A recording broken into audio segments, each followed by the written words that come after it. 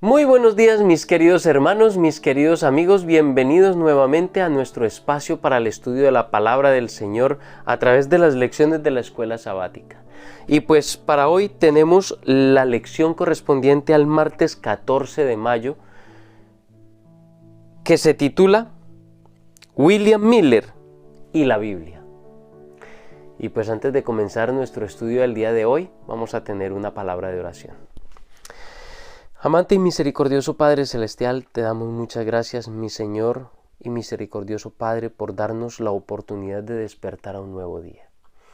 Gracias, Señor, porque nos das la oportunidad de estudiar tu palabra, de acercarnos a ti mediante la oración, porque tú en tu inmensa misericordia nos das la oportunidad de iniciar un nuevo día de labores, de quehaceres, de nuestros afanes de cada día, pero lo comenzamos acercándonos a ti, teniendo comunión contigo, dándote a ti el primer lugar. Gracias, Señor, por ser tan misericordioso con cada uno de nosotros. Y Señor, pues suplicamos que tu Santo Espíritu esté con nosotros, que sea Él el que nos ayuda, el que nos dirige, pero sobre todo que sea el Maestro, el que ilumina nuestra mente y nos ayuda a entender y nos capacita para que podamos vivir lo que aprendamos. Gracias, Señor, por escuchar nuestra oración. Todo te lo rogamos en el nombre de Jesús. Amén.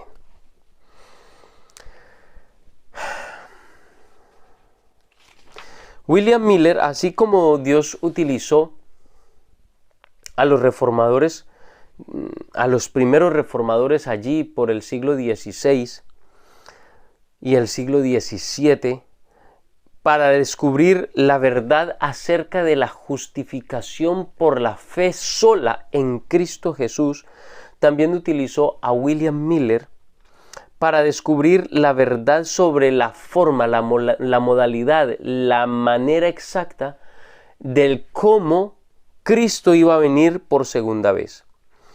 Mientras Miller estudiaba las Sagradas Escrituras, descubrió a un Cristo que lo amaba más de lo que él mismo podría imaginar, que lo amaba por encima incluso de su propio entendimiento. Miller no podría llegar a entender, a comprender ni a descubrir la magnitud de la cantidad del amor de Dios y de Cristo Jesús por él.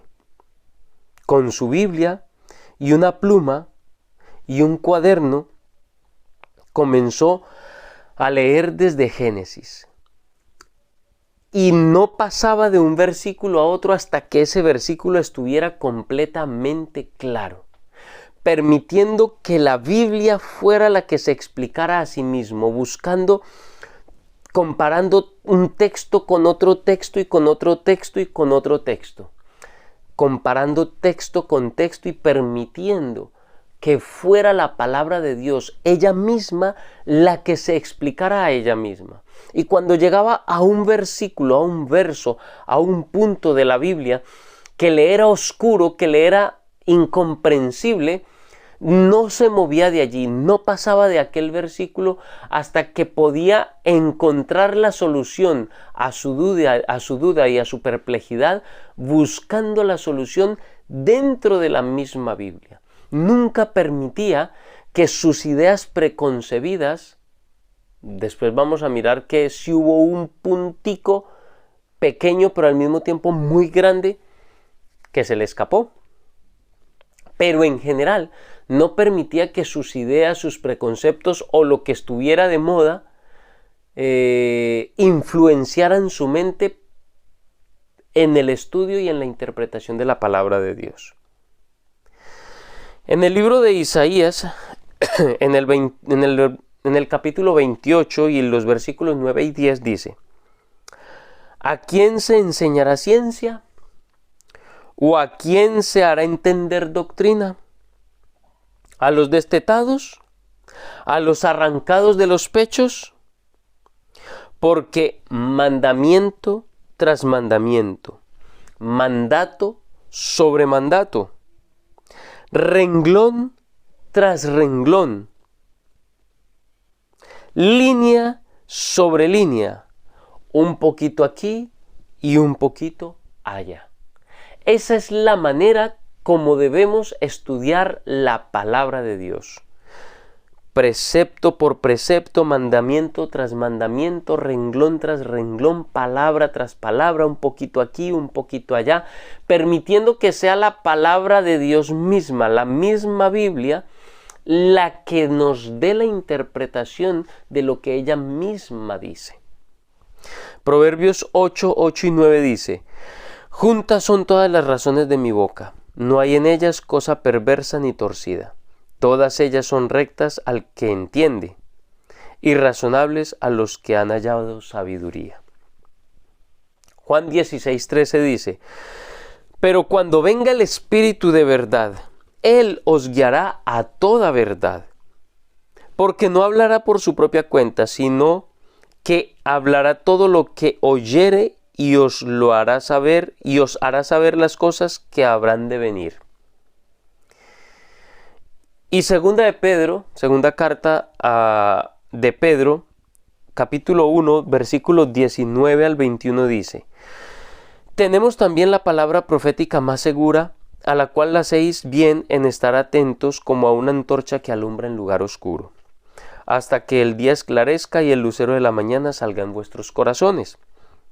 Entendiendo primero esto, que ninguna profecía de la Escritura es de interpretación privada, porque nunca la profecía fue traída por voluntad humana, sino que los santos hombres de Dios hablaron siendo inspirados por el Espíritu Santo. Todos estos textos nos dan a entender que definitivamente la palabra de Dios no la interpretamos nosotros. No es de interpretación privada, no es que nosotros demos una interpretación. Alguna vez, creo que ya se los he comentado, algún pastor dijo: no. Como tú entiendas el versículo, como tú entiendas, como tú interpretes, así es como debes de guardar el sábado. Eso es lo más herético que he escuchado en toda mi vida y que he escuchado herejías. Pero mis queridos hermanos, la palabra de Dios es clara. La interpretación de la palabra de Dios no es algo privado, y la profecía mucho menos. No es algo de interpretación privada. Porque la profecía no llegó, la palabra de Dios no llega por voluntad humana, sino por voluntad de Dios. Así que es la Biblia ella misma la que debe interpretarse, no nosotros.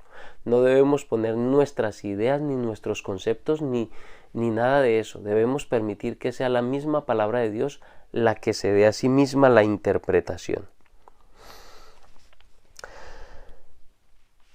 A medida que William Miller comparaba versículo tras versículo, se le abrían los grandes misterios de la palabra de Dios. Buscaba como quien estaba tratando de encontrar un tesoro que había quedado muy escondido. Cavaba profundo en la palabra del Señor y obviamente fue ricamente recompensado.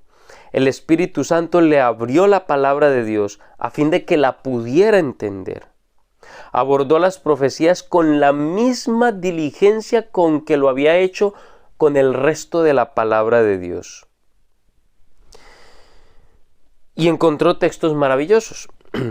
Daniel 1:17 dice: a estos 4 muchachos, Daniel, Ananías, Misael y Azarías, Dios les dio conocimiento e inteligencia en todas las letras y ciencias, y Daniel tuvo entendimiento en toda visión y sueños. Daniel 2:45.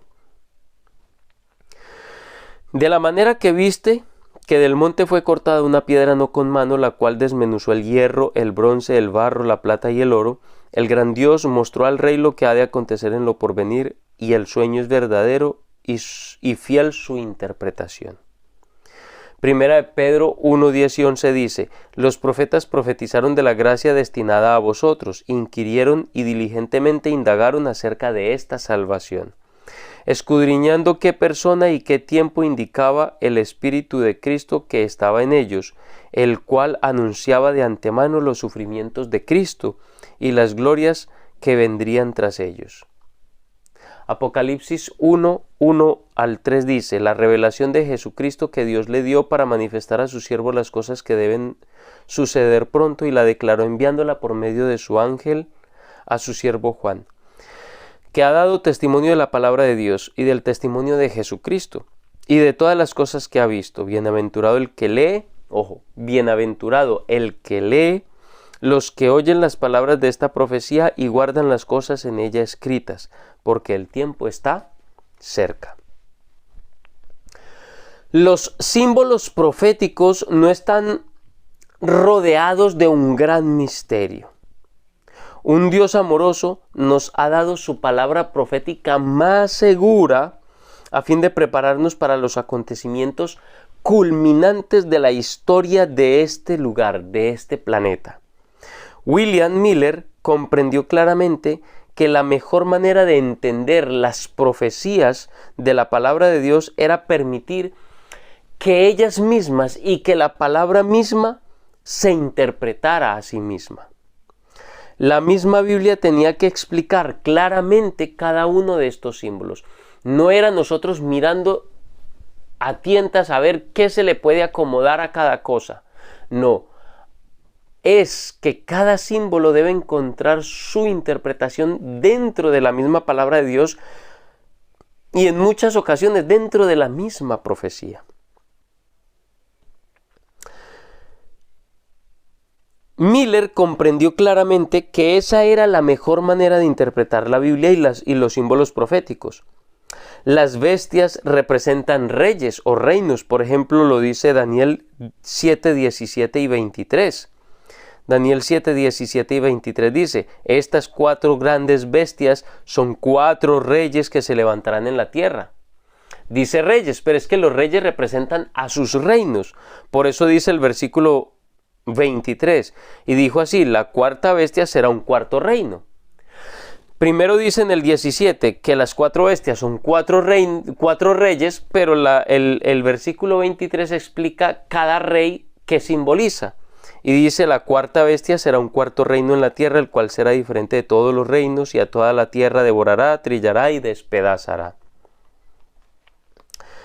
El viento, por ejemplo, representa la destrucción y en muchas ocasiones las guerras que existen sobre la tierra, y por eso vemos versículo como Jeremías 4:36 que dice: traeré sobre Elam los 4 vientos de los 4 puntos del cielo y los levantaré y los aventaré a todos estos vientos, y no habrá nación donde no hayan fugitivos de Elam.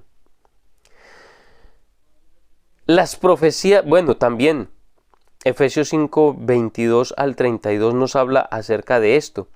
Las profecías de tiempo que aparecen en Daniel y en Apocalipsis también se dan en un lenguaje simbólico, en el que en lenguaje profético un día equivale a un año literal.